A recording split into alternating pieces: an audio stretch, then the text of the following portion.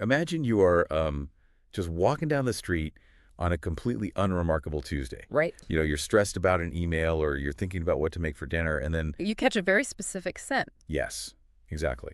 Maybe it's a particular brand of sunscreen or the smell of rain hitting hot summer asphalt. Or maybe you hear just 3 chords of a song playing from a passing car. Yeah, and in a fraction of a second, you aren't an adult anymore.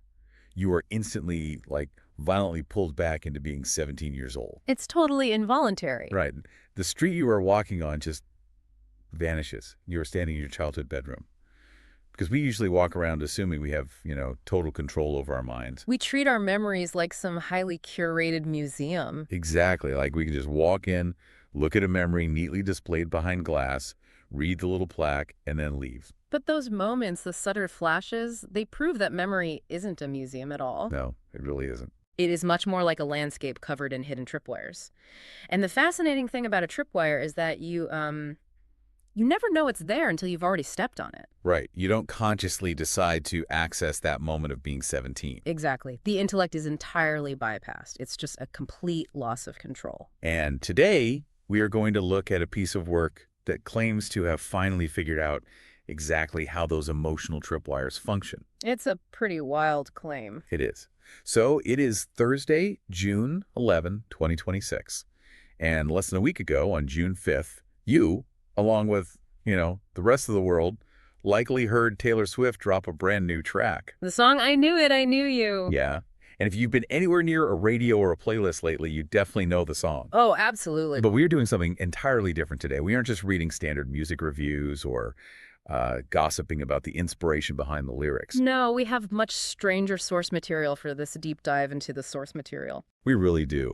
We are diving into a completely bizarre, brilliant, and honestly deeply subversive new book from the Philo Swift collection. It's such a fascinating project. It pairs this exact summer pop anthem with one of history's most complex, notoriously difficult philosophers. Marcel Proust. Yeah, Proust. And, the premise alone is enough to give literary purists a literal heart attack. Oh, they must be losing their minds. They really are. The book is written by an anonymous author who uses a Taiwanese Mandarin pseudonym. Right, it translates to mouse-colored cat. Yeah, and the central argument of this text is just incredibly audacious. This author is basically asking, what if Taylor Swift's discography isn't just a collection of diary entries? Which is how people usually treat it. Right, but what if she has actually been taking massive, centuries-old philosophical crises and smuggling them into 3.5-minute stadium anthems? I mean, it's a huge claim.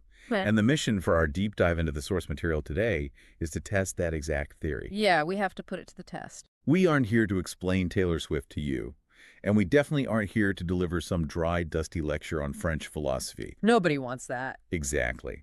Our goal is to pull up a chair, seat a global pop icon, and a frail 19th century asthmatic thinker at the exact same table. Just examine the lyrics of this brand new song. Yeah, and wait to see who spills their secrets first. Okay. Let's unpack this. Where do we even begin combining these two entirely different worlds? Well, I think the most logical starting point is the raw evidence itself. The lyrics. Exactly. We have to treat the lyrics of I Knew It, I Knew You as a primary philosophical text. Because if we look closely at how the song is constructed, it lays the entire foundation for this collision between pop culture and existential theory. Right. And I have the lyric sheet right here. And looking at the very first verse, it's striking how little narrative there actually is. It really is. Usually in a song about a past relationship or a friendship, you get a story. Yeah. Like, we met here, we did this, then we broke up. A timeline of events. Yeah, but she doesn't do that. She starts by singing, I knew you through the days of the blaze of the grass and summer parachutes for the free fall of being younger. So evocative. And then, I memorized the sound of your bare footsteps, running wild, it's been a long time. Life has ways of leaving those days behind, but seeing you tonight. See, it's almost entirely sensory. Completely sensory. And that is the crucial first clue the author of our book points out. She is bypassing the intellect from the very first syllable. Wow. Yeah. The days of the blades of grass in summer isn't a timeline, it's a tactile, physical impression. Right. You can literally feel it. And memorizing the sound of bare footsteps is a purely auditory marker. She is establishing that the foundation of knowing this person wasn't based on, exchanging biographical facts. It wasn't about their resume. No, it was deeply embedded in physical sensation. The memory is stored in the body, not the filing cabinet of the mind. It's just pure sensory overload. And she actually keeps that momentum going right into verse 2. She really does. She sings, I knew you, all your blues like a mood ring changing colors. You did too. There were times we could fight like brothers. That line is so vivid. Yeah, and then she says, I watched you drive around the bend for what I thought would be the last time I saw my friend. But love has ways of bringing things back to life. All you said was, hi. Which is so incredibly casual. Just hi. Yeah. Yeah. But it leads directly into the chorus, which our anonymous author claims is the absolute crux of the philosophical argument. Right, because the chorus goes, I remembered I loved you. Came back when it mattered. I saw you standing there in the light of the window wearing that same smile. It's been a while. But I knew it. I knew you. That pivot right there in the chorus is monumental. Yes, so. It's the moment the tripwire is triggered. She sees a smile, which is really just a simple familiar contortion of facial muscles in the light of a window.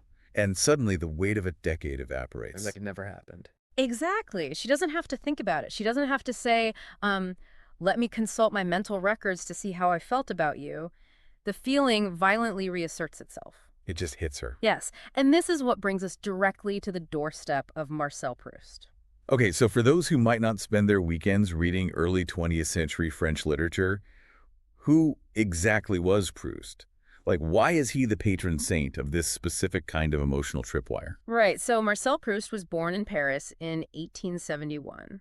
And he lived a life that most respectable, highly productive adults today would consider utterly perplexing. Perplexing is a good word for it. He was incredibly frail. He suffered from severe asthma from childhood, and he was perpetually exhausted. Just constantly tired. Yeah, and as he got older, he essentially withdrew from the world entirely. He spent much of his time isolated in a bedroom that he famously lined with cork. Which is such a wild detail. He literally soundproofed his life so he could just sit and think. Exactly, to keep the noise of the city out. He stayed indoors, he observed, and he remembered. But he produced something massive out of that, right? He did. He took those massive physical limitations, this inability to go out and conquer the world, and turned them into one of the most ambitious literary projects ever attempted by a human being. In Search of Lost Time. Yes, a 7-volume masterpiece. While other explorers of his era were strapping on boots to map out the Arctic or deep jungles, Proust was mapping out human memory. That's a beautiful way to put it. And what he discovered is that the landscape of our own past is considerably larger and honestly far more treacherous than any physical continent. And he mapped this treacherous landscape using what has to be the most famous snack in literary history, didn't he? Oh, absolutely. The Madeleine dipped in linden tea. Right. It's the most iconic scene in his entire body of work. The narrator of the novel is feeling disheartened one day. He takes a bite of this little shell-shaped sponge cake that he's dipped into his tea, and something completely inexplicable happens. Just from a cake. Just from a cake. That single trivial sensory experience unexpectedly unlocks an entire forgotten world. The taste brings back the town where he spent his childhood, the streets, the gardens, the people. All of it rushes back into his consciousness with overwhelming force. So this is basically the birth of the concept of involuntary memory. Yes, exactly. Proust argued that the deepest truths of our past, the real essence of who we were and what we felt, are completely inaccessible through deliberate effort. So trying to remember doesn't work. Right. You cannot simply command your brain to accurately render the past. If you try to remember your childhood right now, you'll just get a flat, dry summary. I love the analogy the author of our book uses here to explain this. They point out that we constantly treat memory like an on-demand streaming service. Oh, that's a great comparison. Yeah, we think we can just hit play on a specific Tuesday from 2014. But Proust is saying, no, memory isn't a hard drive you can browse. It's that hidden tripwire. Exactly. They step on a smile, and boom, 10 years evaporate. You taste a cookie, and your childhood rushes back. And it's a profound indictment of the human intellect. Proust really believed the intellect is actually quite useless when it comes to capturing the reality of lived experience. Because it just categorizes things. Yeah, it categorizes things, it flattens them, it strips away the emotion to make the data manageable. But an involuntary trigger like Taylor Swift, seeing that same smile in the window bypasses the intellect entirely. Because the body remembers. Yes, it collapses years into seconds because the memory was never truly gone. It was just sleeping in the nervous system, waiting for the precise physical sensation to wake it up. Okay, so on the surface, we have the global pop star and the cork-lined room philosopher entirely in agreement on the mechanism. They are totally aligned there. The smile works exactly like the Madeleine. It is a tiny, trivial detail that resurrects a lost world. But as I read further into this book, I realized it doesn't stop with them agreeing. No, it definitely doesn't. Because while they might agree on how the tripwire works, they fundamentally clash on what it actually means when the tripwire goes off. Which brings us to one of the most creatively structured chapters in the book. It's a fictional dinner conversation. Oh, I loved this part. The author stages a debate between two archetypal characters to hash out this exact conflict. They are named simply the Snob and the Swiftie. I laughed out loud at the characterization. Yeah. The snob is your classic tweed-wearing academic who thinks pop music is just frivolous garbage. Right. And the Swiftie is deeply analytical but approaching the text through modern emotion. And the snob really comes out swinging. Oh, the Snob pulls no punches. The Snob argues that I knew it, I knew you, gets Proust completely wrong, and essentially accuses the song of being naive. What's the core of his argument? The argument goes like this. Proust spent 7 volumes, literally thousands of pages, proving beyond a shadow of a doubt that time is a destructive force that changes absolutely everything. Which is true. Right. Our cells regenerate, our beliefs shift, our passions cool. Nothing survives time intact. Therefore, the Snob argues, when Taylor sees that smile in the window, she isn't actually recovering the real person she knew 10 years ago. Because that person technically doesn't exist anymore. Precisely. The Snob claims that memory is a skilled illusionist. It reconstructs the past, edits out the bad parts, and flatters us. It creates a phantom. Yes, an invented phantom. So, seeing the smile might trigger a nice feeling, but it's a fiction. It's just the brain flooding the system with nostalgia for a ghost. And I have to be honest, reading the snob's argument, I found myself nodding along. I mean, don't we all heavily romanticize the past? Oh, definitely. It's human nature. You run into an ex or an old friend from high school you had a massive falling out with. They flash that familiar smile, and for a split second, you feel that huge rush of the good old days. But it's usually a trap. Exactly. Yeah. People do change. The reasons you stop talking to them are still there. Yeah. So I found myself asking, is Taylor's lyric really making a profound philosophical claim? Or is it just a Hallmark card masquerading as depth? Are we just total suckers for a familiar face? And that skepticism is exactly what the author wants to provoke in you. But then the Swiftie steps in with a brilliant linguistic counterargument that completely shifts the ground of the entire debate. How does the Swiftie flip it? By pointing to the grammar of the chorus itself. Taylor doesn't sing, I remembered a story about you, or I recalled how we used to be. She sings, I knew you. I knew it, I knew you. It's an absolute statement. Yes. She is making a claim that the essence of the other person was recovered instantly and completely. She isn't reconstructing a narrative from a dusty archive. She is recovering a feeling in its pure, unadulterated form. Which is a huge distinction. It is. And the book summarizes this fundamental difference with a fantastic line. It says, Proust admired the cake, Taylor eats it. I stared at that line for a solid minute when I read it. Proust admired the cake, Taylor eats it. It's such a sharp, perfect way of illustrating the divergence. It perfectly encapsulates their opposing worldviews. Proust uses the Madeleine, the trigger, to recover the past. He is always looking backward, obsessively exploring the architecture of his own mind and a time that is irrevocably gone. Right. But Taylor uses the trigger of the smile to recover the other person, an entity that is standing right in front of her in the present moment. So Proust is internal, Taylor is external. Exactly. Proust's journey is internal and solitary. Taylor's journey is external and relational. She is insisting that something essential about the connection between two human beings has completely survived the corrosive power of time. But how does the book resolve this? Because you have the snob saying time destroys everything, you're just feeling nostalgia, and the Swiftie saying no, the core connection survives time completely. Who actually wins the debate? Well, the author uses a really fascinating literary device to answer that. The next section of the book is a letter from philosopher, an imagined letter written by Marcel Proust directly to the reader addressing this exact tension. Oh, right. And in this fictional letter, Proust makes a really surprising concession. He admits that, yes, the human heart is a talented novelist. Meaning we embellish things. Exactly. We do embellish. We invent fictions to comfort ourselves. Right. We edit our memories to make ourselves the heroes of our own breakups, or to make a past summer seem way more magical than it actually was. We absolutely do. However, in this letter, Proust notes that Taylor's method relying on a smile rather than a cake is far more efficient and considerably more dangerous. Why dangerous, though? Because while you can invent memories when you are sitting alone in a room trying to write an autobiography, there's a specific category of experience that simply cannot be counterfeited by the intellect. And that is The sudden physical shock of recognition. the moment the tripwire snaps before you even have time to brace yourself. Exactly. When you look at a face you haven't seen in a decade and you find a lost world waiting entirely intact behind it, that shock happens in milliseconds. Faster than thought. Yes.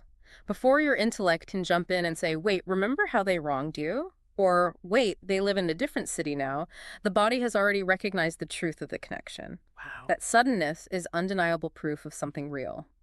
The smile didn't create the memory. The sheer force of the recognition proves that the connection never completely left. Time is not defeated by logical arguments. It is defeated by surprise. Okay, let's unpack this. Because if we accept that this sudden shock of recognition is real, that it's undeniable proof of a surviving connection, we enter a territory that makes a lot of people very uncomfortable. Pure, unadulterated emotion. Exactly. And to prove that society has a hard time handling this, the book drags this highly emotional realization straight into the cold, sterile halls of academia. Which is honestly where the book turns into a laugh-out-loud satire. It's a brilliant pivot. The author introduces us to a satirized academic character, Professor Malak Merriwell, and his unfortunate colleague, Gaston Blunger. Such great names. Through them, the book critiques how academia often overcomplicates human emotion in an attempt to make it sound, legitimate. Right, because if a pop song expresses a profound, simple truth, the academic establishment can't just accept it. They feel this desperate need to sanitize it with jargon before they can take it seriously. It is so spot on.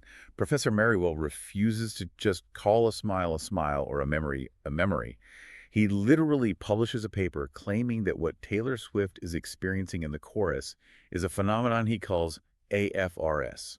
Affective familiarity reconstitution syndrome. Yes, and the smile itself. He cannot bear to call it a smile. No, of course not. He terms it a facially mediated Madeline event, or FMME. Facially mediated Madeline event. It's like trying to put a barcode on a ghost. It really is. And Merriwell actually defends this in the text, saying something like, acronyms are important. Without them, philosophy would collapse into readability. Which is a devastating critique of modern academic writing. But beneath the humor, the author is using Professor Merriwell to sneak in a very complex, very real philosophical concept. Which is Henri Bergson's theory of memory. Right. Here's where it gets really interesting, because I had never heard of Henri Bergson before reading this, but apparently he was a massive deal in the late 19th century. Oh, he was a superstar philosopher of his day, and crucially, he actually taught Marcel Proust. Really? I didn't know that. Yeah, he was Proust's teacher. Bergson completely revolutionized how people thought about time and consciousness. Professor Merriwell, in his condescending academic tone, labels Bergson's theory Model A. So let's break down Model A. How did Bergson think memory actually worked? So Bergson argued against the idea that the past disappears and we have to go searching for it. He believed the past is conserved in our consciousness in a state of latent accessibility. Latent accessibility. Okay, so what does that actually look like in practice? Think of your brain like a massive, darkened theater. Everything you have ever experienced is sitting in the audience. Okay, I'm picturing it. They haven't left the building. The lights are just off. When you experience a trigger, a scent, a sound, a smile, a spotlight suddenly sweeps across the dark theater and illuminates a specific seat. Oh, I love that imagery. Yeah, the memory hasn't been rebuilt from scratch. It has simply been illuminated. The emotional content persists entirely. The trigger just wakes it up. But the book argues that the lyrics to I Knew It, I Knew You actually break Bergson's Model A. Yeah. And it all hinges on that one word in the chorus. Right. She doesn't sing I remembered you, she sings I knew you. I struggled a bit with why that distinction destroys the whole model, though. It's a subtle but massive leap. By saying I knew you rather than I remembered you, Taylor shifts the entire event from a process of memory retrieval into what Professor Merriwell hilariously categorizes as PIR. Right. Persistent interpersonal ontological recognition. I had to look up half of those words, honestly. Let's strip away the academic jargon. The key word there is ontological. Ontology is a branch of philosophy that studies the nature of being. Like what it means to exist. Exactly. What does it mean to exist? What is the core reality of a thing? By claiming, I knew you, Taylor is making an ontological claim. So she isn't just saying, my brain has successfully retrieved data about our shared past. Exactly the opposite. She is claiming that the identity, the core being of the other person, and the indivisible thread of connection between them has actively survived the passage of time. It's still alive. Yes, it isn't a memory sitting in a dark theater. It is a living, breathing reality standing right in front of her. She isn't recognizing a past event. She is recognizing an enduring existence. And the author drives this point home with a multiple-choice quiz embedded right in the middle of the chapter, which I absolutely love. It's such a fun interruption. It asks the reader, why does one smile instantly undo 10 years of separation? And it gives us 4 possible answers. Option A suggests that faces contain microscopic temporal particles that become visible through nostalgia. Which Merriwell sternly rejects because his lab couldn't find any chrono-emotive residue in old photographs. Chrono-emotive residue. It's a wonderful jab at the scientific desperation to quantify unquantifiable human emotion. It really is. Then there's option C, which asks if the missing 10 years were merely a clerical error committed by time itself. Right. And Merriwell notes this is defensible if you are a romantic poet, but it is terrible advice if you are dealing with mortgages and tax returns. Very practical of them. And my personal favorite, option D, is Gaston Blunder's theory, that Proust simply spent 7 volumes and thousands of pages waiting for a text back. A theory which earns Blunder a 48-minute suspension from the university to protect academic integrity. It's hilarious because it perfectly exposes how ridiculous we look when we try to treat raw, visceral human emotion like an IRS tax form. But then we get to the correct answer, option B. Right, which synthesizes everything we've talked about so far. Yeah. Proust demonstrated that a cake could recover a childhood. Taylor demonstrates that a smile can recover a person. One restores a memory, the other restores certainty. But understanding the theory is one thing. The author recognizes that to truly grasp this, we need to see it in action. Yeah, how do these different viewpoints, ancient philosophy, 19th century literature, and a modern pop anthem, actually interact in a practical scenario? Exactly. And to answer that, the book drops us into a highly specific, totally surreal vignette. As I was reading the book, I turned the page and suddenly found myself in a self-driving Waymo taxi in San Francisco. It is such an incredibly vivid, weird scene. The setting itself feels significant, doesn't it? It is entirely deliberate. A self-driving car is the ultimate symbol of modernity, automation, and relentless forward motion. It's a machine designed to calculate routes and avoid obstacles in real time. Right. And inside this ultra-modern, forward-moving machine, the author stages a conversation entirely focused on the past, memory, and the distortion of time. So the scene starts with Taylor Swift getting into the back seat of this Waymo. And sitting right next to her, having apparently been waiting there for several decades, is Marcel Proust. Just hanging out in the Waymo. Yeah. And Taylor asks, is this seat taken? And Proust replies, only by memory. Which is just the most on-brand Proust response possible. Their ensuing dialogue is incredibly sharp. Proust just cannot stop himself from analyzing everything through the lens of time. Taylor makes small talk, remarking that it's a nice day in the city. And Proust corrects her. Immediately, he says, a day is never merely a day. It is also every other day it reminds us of. The man cannot even look out a car window without suffering an existential crisis about the passage of time. It's so funny. But then, as they were sitting there discussing the lyrics to her new song, the car's navigation screen starts glitching. Yeah. Instead of showing the map of San Francisco, it starts flashing images of historical philosophers. First, Henri Bergson pops up on the screen, which makes sense since he was Proust's teacher. Yeah. But then the screen flashes a marble bust of Plato, and a pop-up quote appears on the GPS that just says, recognition is recollection. Such a powerful moment. When I read that, it felt like a massive mic drop moment, but I realized I didn't fully grasp the weight of it. What is Plato doing in this Waymo?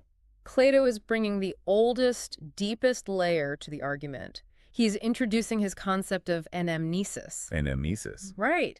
In ancient Greek philosophy, Plato argued that true learning doesn't actually exist. Wait, learning doesn't exist. According to Plato, no. He believed that our souls knew Everything, all the eternal truths of the universe before we were born into physical bodies.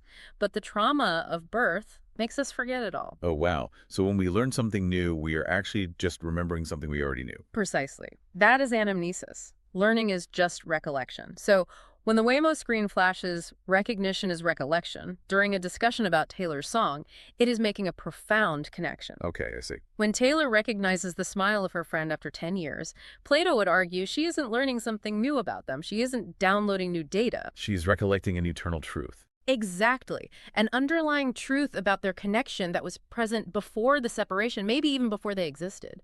A modern pop song is echoing a metaphysical concept debated in ancient Athens. That is wild. And just as the Waymo is pulling up to its destination, Proust drops his ultimate revelation on Taylor.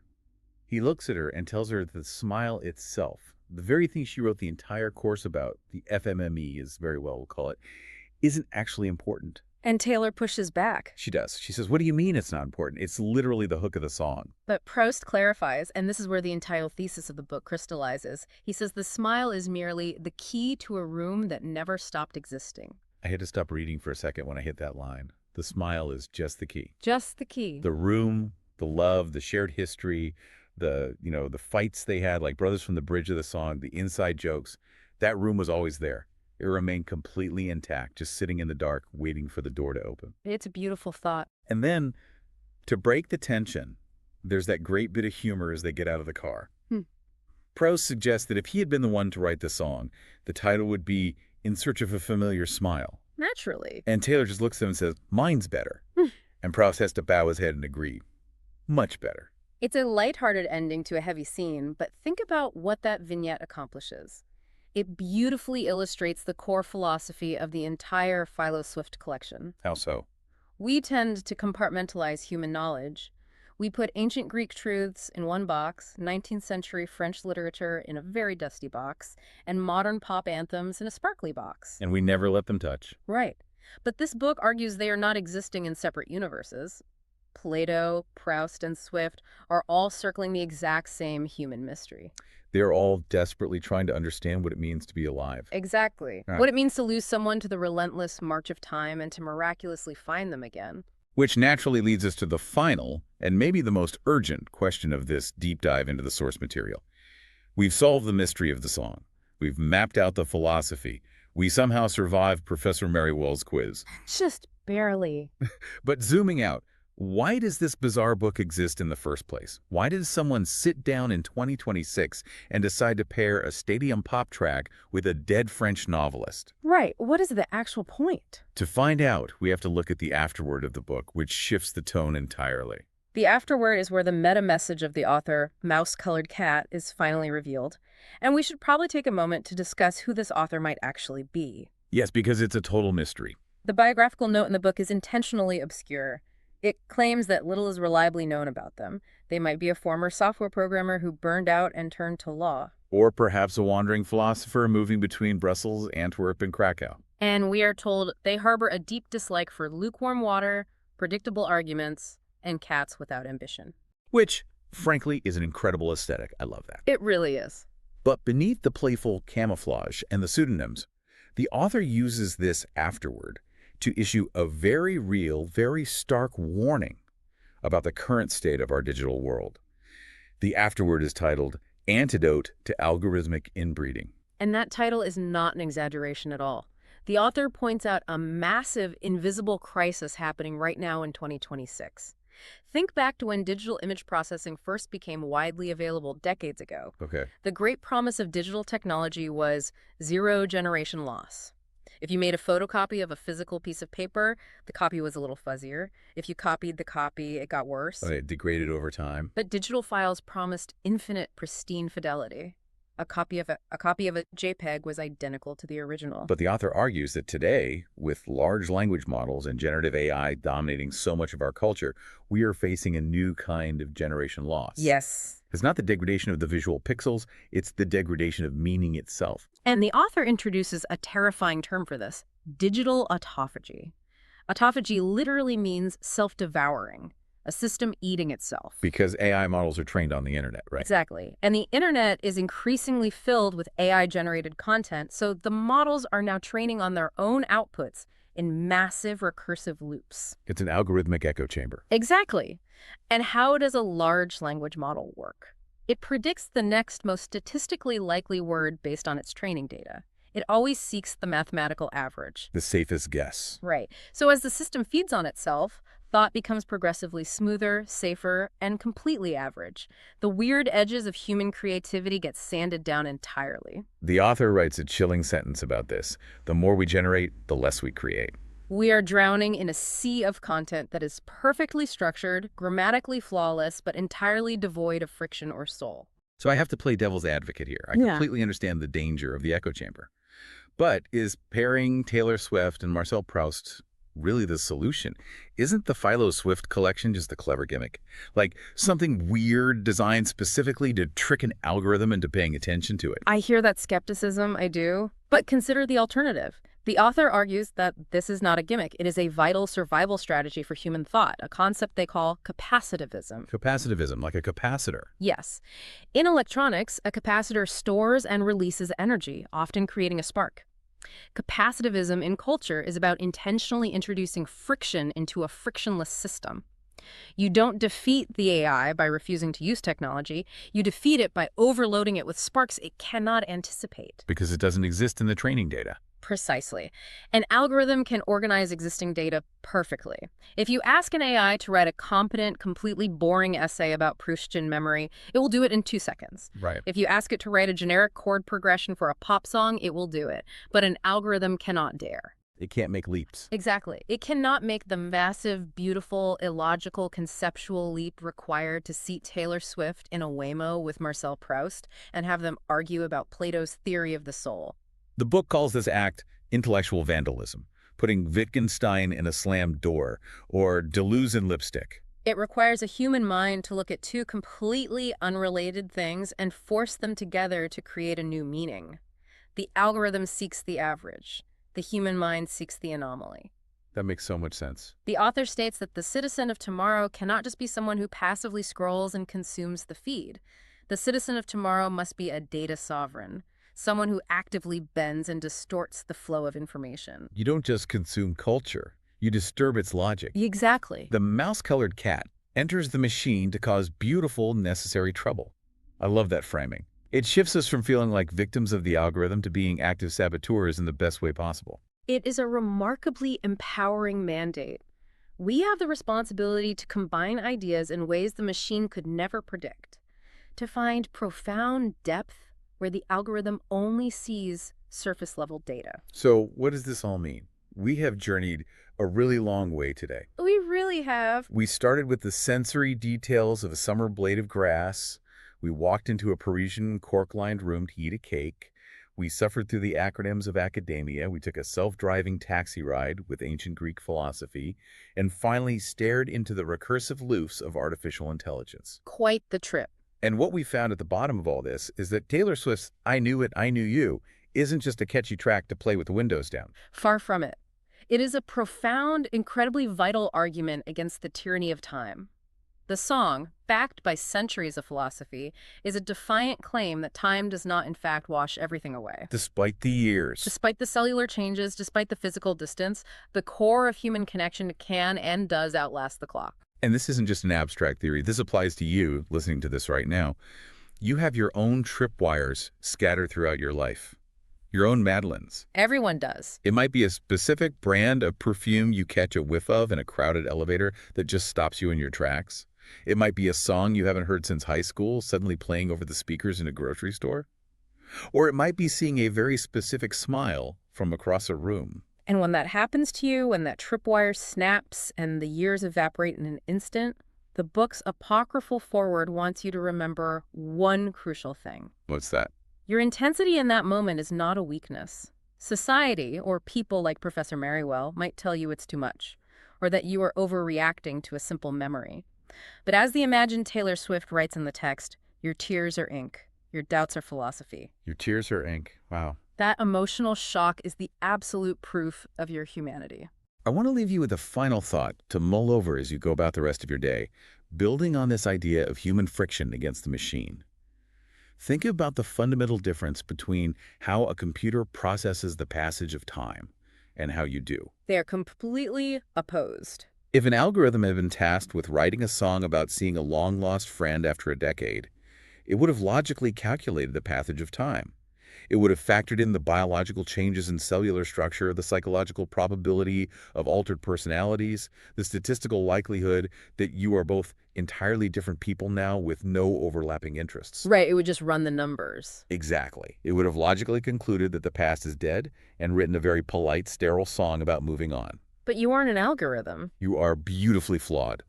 Only a human being possesses the audacious, wonderfully irrational hope required to look at a face after 10 long years, ignore all the logical, empirical evidence of time passing, and decide, time didn't win, I knew you. It's an act of rebellion.